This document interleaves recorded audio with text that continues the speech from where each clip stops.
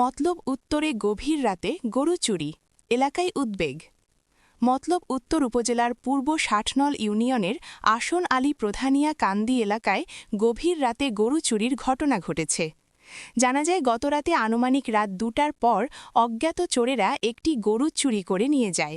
গরুটির রং লাল এবং কপালে সামান্য সাদা দাগ রয়েছে।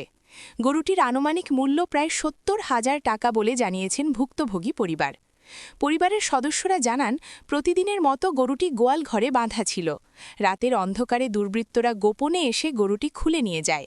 সকালে ঘুম থেকে উঠে গরুটি না পেয়ে খোঁজাখুঁজি শুরু করলে চুরির বিষয়টি নিশ্চিত হয়। এ ঘটনায় এলাকায় উদ্বেগ ও আতঙ্ক বিরাজ করছে। স্থানীয়দের ধারণা, একটি সংঘবদ্ধ চোর চক্র এলাকায় সক্রিয় থাকতে পারে। চোরদের দ্রুত শনাক্ত করে আইনের আওতায় আনার জন্য স্থানীয় প্রশাসনের প্রতি দাবি জানিয়েছেন এলাকাবাসী। ভুক্তভোগী পরিবার গরুটি উদ্ধারে সবার সহযোগিতা কামনা করেছেন। মতলব ভিউয়ের সাথে থাকার জন্য ধন্যবাদ।